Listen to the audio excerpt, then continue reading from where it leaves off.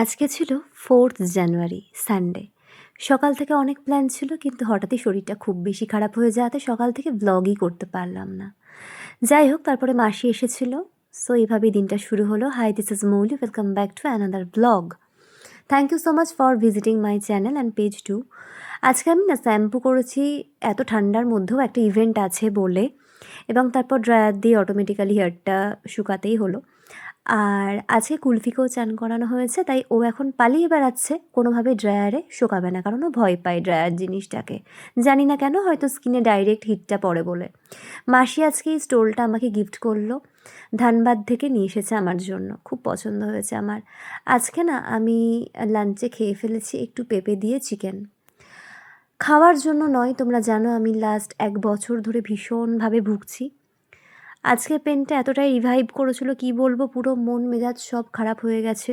ইভেন্টে যেতেই পারিনি এখনও অবধি, সবাই আমার জন্য ওয়েট করছে। ফাইনালি অনেকটা সন্ধেবেলায় আমি রেডি হতে শুরু করলাম। তো এই সক্সগুলো আমি এনেছিলাম কলকাতা থেকে এই বছর, এই আগের মাসে যখন গেছিলাম। তো এইটা পরছি পিঙ্ক আর অ্যাশ কালারে, আমার এই ব্লেজারটার সাথে ম্যাচিং করে।